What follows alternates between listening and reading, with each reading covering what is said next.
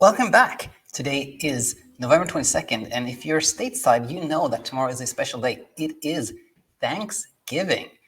And this is, in many ways, the start of the holiday season. Regardless of where you're in the world, you are very likely to be partaking in some type of holiday over the next several weeks, which is a wonderful thing. But if you've had trouble sleeping, you may have been a bit scared of this. Maybe you'll have people visiting you, maybe you'll be traveling, maybe there'll be changes in the schedule, and you've wondered how to meet this given the difficulty you've had with sleep. Well, if so, I'm so glad you're here because today is a very special day. We are making history here.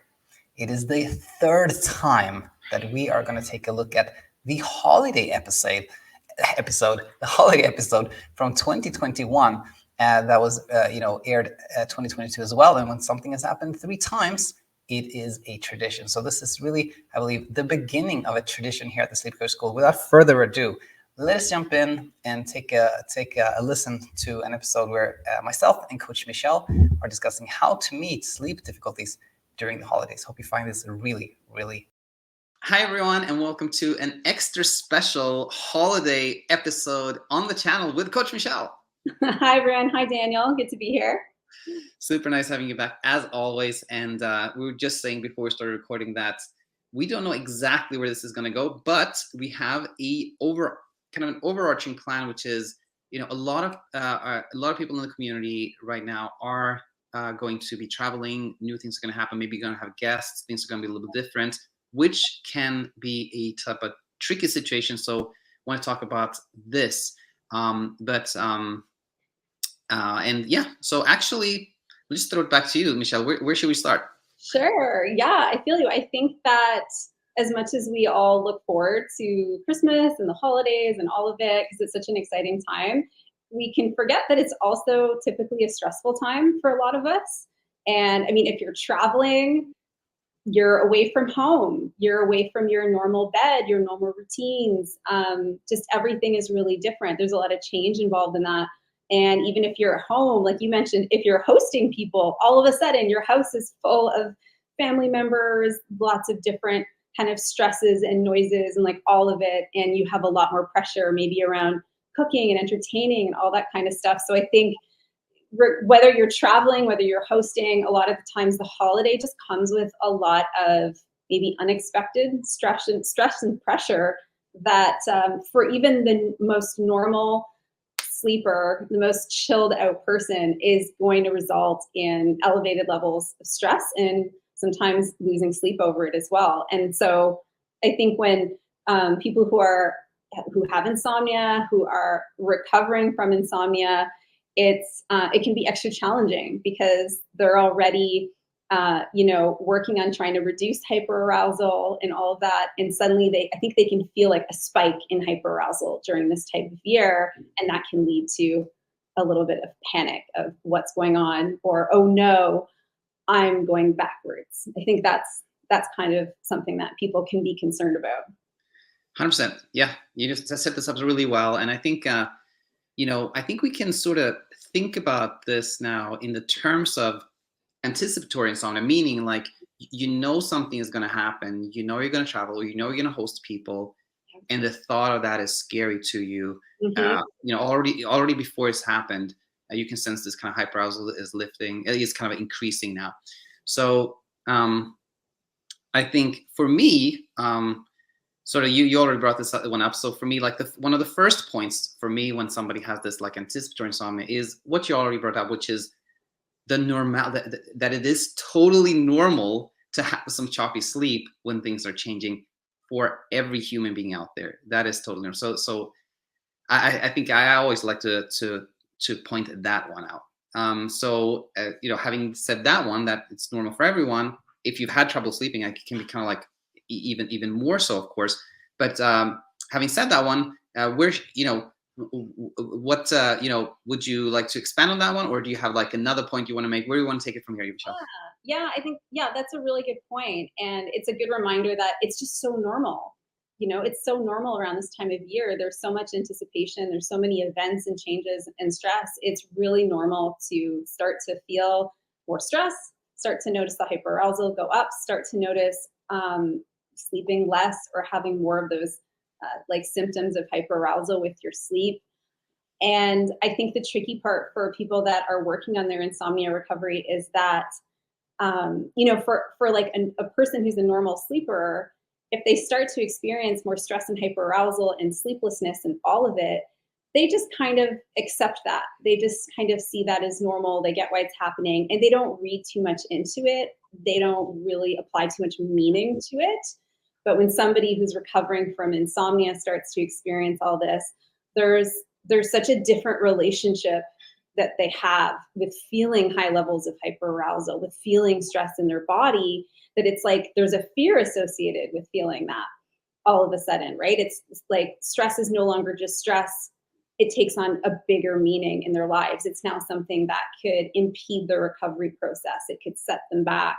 And so it takes on this meaning, almost like a snowball that's going down a hill, getting bigger and bigger, creating more and more pressure around sleep itself, of course, which just leads to even less sleep. So I think that's why it's extra challenging, because there's this complicated historical relationship with a lot of these feelings and with the hyperarousal itself. 100%. And I think, to sort of like almost summarize this, we can say that someone who never really struggled with sleep, let's say, they have some sleepless nights around the holidays and they interpret that as like, of course I should, like nothing, that's typical. That always happens, right?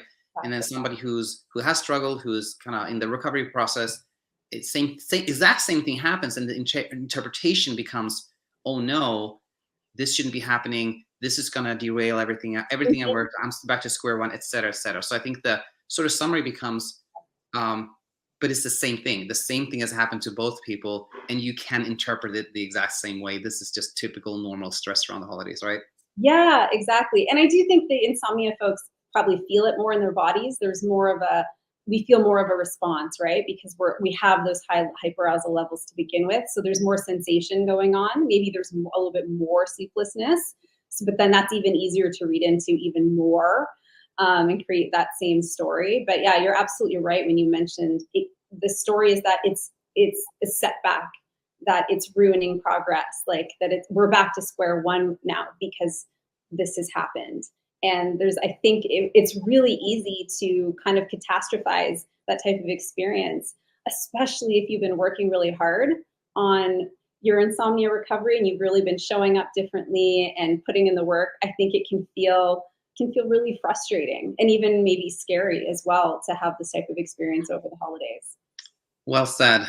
And I think we covered this kind of first portion very nicely about like the normalcy of this in itself and the interpretation of the meaning, etc. Now, another thing that came to my mind here was a point I love to make whenever somebody tells me it's the holidays and I'm going to host, or it's the holidays and I'm going to travel here and I'm going to do this. What do you think? Like my go-to point there is always, this is amazing. Yeah. Like, because so many people, and by the way, if you are listening in here and you were planning to travel and you decided not to, or you were planning to host people and you decided not to, maybe that was just what you needed. Maybe that was an act of self-kindness. Nothing, no judgment whatsoever there. However, if you have had trouble sleeping and you still decided to host people, still decided to travel, I'm like, that's amazing. Yeah. You took, like, you made this decision from a place of courage. You're gonna go ahead and travel places, go somewhere or host people or whatnot, even though that is scary to you. And I think that is amazing. That is so helpful because it teaches the brain, teaches us that we can do things even if there's going to be discomfort, and it teaches us that we are safe even when we're in the struggle.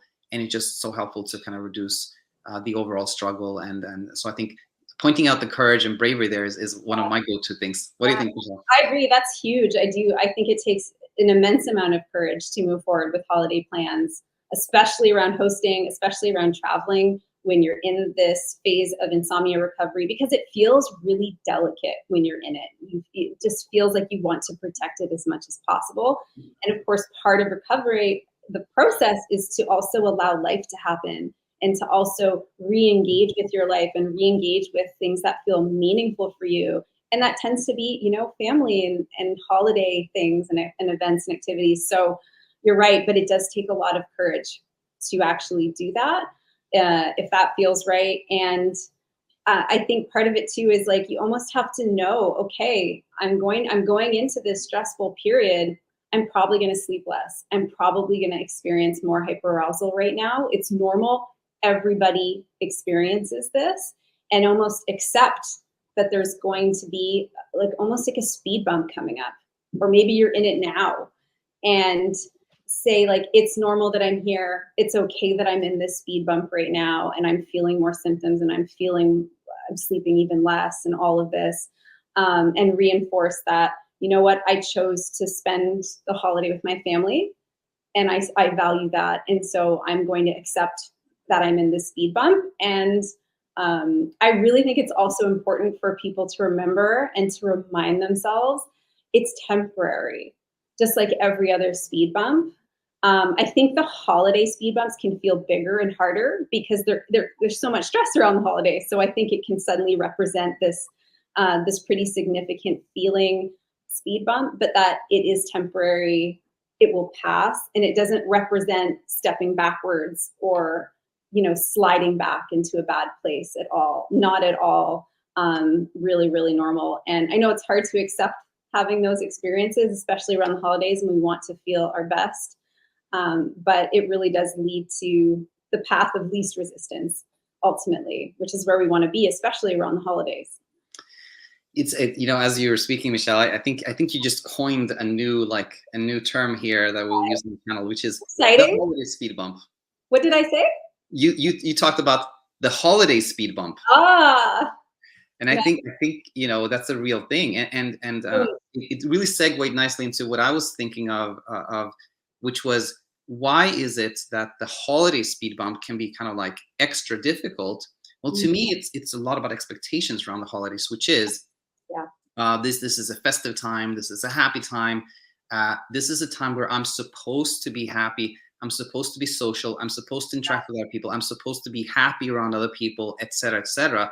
And then it adds this extra layer of like, but if I don't sleep, I'm not going to be the same person. I'm not going to be able to, you know, have fun with my friends and family, etc. And that I think, you know, adds kind of this extra layer to the holiday speed bump, if you will.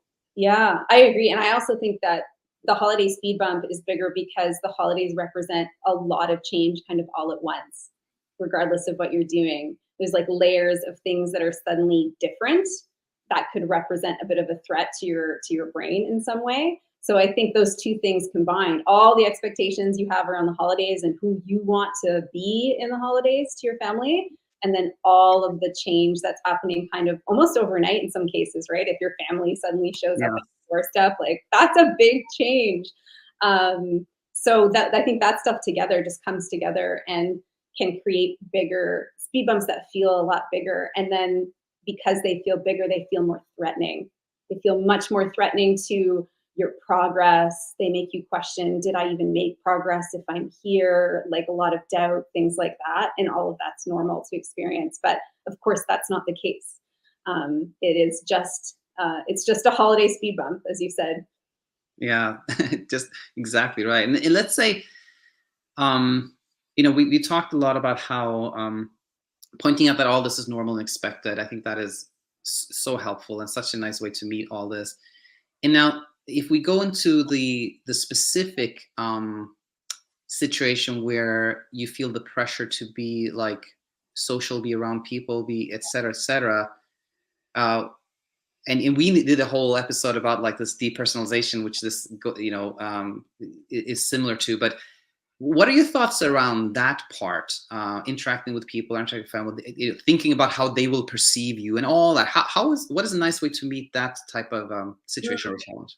Oh, interesting. I do think that's really challenging if you're feeling a lot of depersonalization around the holidays. And we talked about this in the video where we called it the wall, where you feel like there's a wall between you and other people, this inability to feel like yourself or feel like you're able to connect with people. And I do think that's especially hard around the holidays because, again, those expectations of connection around the holidays. And I think a big part of it is understanding why we feel that way, why the wall is there in the first place, and which can be really a combination of all the pressure we're putting on ourselves, all the emotional exhaustion that we're feeling. We're feeling depressed, if we're feeling, as though we're shut down in some way, all of which is very normal to experience. But that can result in this depersonalization and feeling like we can't connect with people very well. So I think the first part is understanding that it's normal and there are some reasons why that you can be feeling that way. And I think part of it too is kind of almost allowing that to be the case, like creating some space for that to be the case and to not put as much pressure on yourself. So I think it goes back to that idea of become aware of what your expectations are. Are you having a lot of pressure around certain expectations? Can you remove some of those expectations and some of that pressure from yourself? It's okay if you're not the life of the party, maybe like you were last year or how you normally are. You don't have to be, and maybe find ways to engage with family and friends in ways that do feel good for you. And that might be, seeing people more one-on-one, or maybe, going to the big gathering, but doing something there that feels comfortable, and leaving if you need to leave earlier, things like that, like giving yourself a little bit more flexibility and taking all the expectation and pressure off of yourself. And I also think it really helps if you have a family member or a friend that, even if they can't understand what you're going through fully, if you have a close relationship where you can still talk to them about how you're feeling and open up, I think that really helps as well, whether it's a family member, whether it's a friend, to just have at least one connection where you can kind of say, this is how I'm feeling right now. I'm feeling a lot of pressure to be a certain way, but that's not really how I'm feeling. And oftentimes people will meet us where we are, if they're close people in our lives, and say, oh, that's okay. How about we go sit over here and talk about, what's going on with you, that kind of thing. So I think, something along those lines is what I was thinking of for that, because I know it's hard. 100%. And you said so many things that I think are super helpful.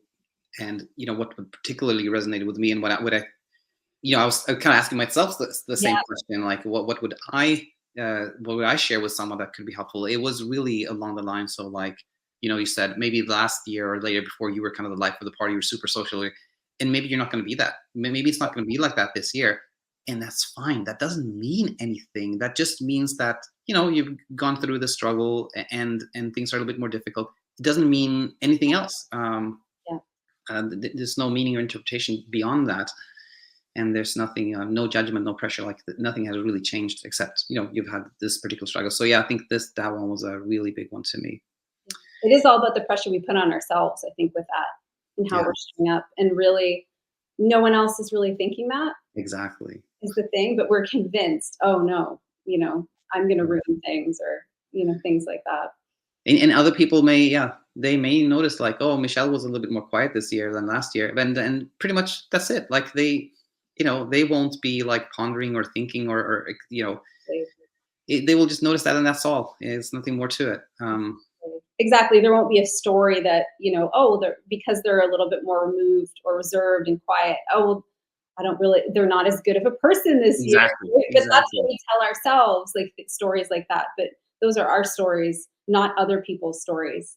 And so it's helpful to see, like, what is the story you're telling yourself around feeling depersonalization over the holidays, just to see what that brain is doing. 100%. Wow. And I think, to me, where I think, where we could maybe, another thing we could talk about was along the lines of, if you decided to, you took that trip, you had people, or you did something despite being afraid, and now the holidays are over. Let's say the holidays are over, then I think it's often a nice time to say, well done to yourself. Well done. You did that thing. Even though you're scared, you did it. And that's just a nice thing to say to yourself, no? Yeah, that's such a good point. I think we're all really bad at looking back and acknowledging ourselves and celebrating ourselves for moments where we're really, we're brave, basically, to make certain decisions. So I think, if somebody is going through the holidays, and even if they're in a speed bump as a result, and they're coming out of the holidays feeling exhausted and like their sleep isn't where it was before the holidays, it's okay, and like still take a moment to acknowledge yourself and celebrate yourself that you just hosted your family for the holidays, or you just traveled, or whatever you did for the holidays, that it brought you meaning and it brought you closer to people that you love, and that the speed bump is okay. So I think you're right. Yeah, we need to acknowledge ourselves more. Exactly. Like you know, just emphasizing your point is that there are a lot of challenges around the holidays for everyone. That isn't, you know, it's kind of, it's a nice time, but it's also a challenging time for everyone. And somebody who, let's say, hosts people over the holidays, that's, you know, good for them. Well done. But if you did that despite, like, or even in this struggle, even in the speed bump, even more kudos to you. Really, really well done. To celebrate yourself for doing that, and for showing up that way, because it's really hard, and it was probably really scary. And then also, can you accept where you are now, which is not moving backwards, but maybe in a speed bump, and that's okay too, even though it's unpleasant and far from ideal. Can it be okay? Can we work on acceptance? And I think that's the other thought I had as well, is throughout this whole experience of the holidays, as much as everything we talked about can lead to these holiday speed bumps, at the same time, being in these speed bumps is also an opportunity to start to actually practice and to implement a lot of the teachings that they've been learning here or elsewhere. And I know that people cringe when I say that speed bumps are an opportunity, but they really are. And because nothing is more really, I guess, potent or effective than to start kind of having the intention to show up differently during your speed bump.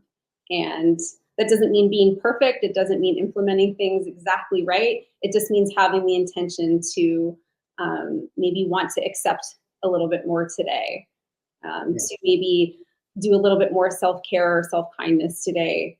All those little things that you can start to bring in. And it's so much more powerful if we do that when we're actually in the middle of that speed bump, as opposed to when things are going really, really well, if that makes sense. Yeah, it's just a more powerful experience, and that's what helps eventually kind of lift us out of that place. 100%. Super well said. And as we were speaking now, I was realizing we could have started with in another place. I sort of forgot to ask, to talk a little bit about, Coach Michelle as well here. So let's say we've talked about, we've shared some, I think, really helpful things around the holidays, etc. Now let's move over to a little bit different territory here, which is, Coach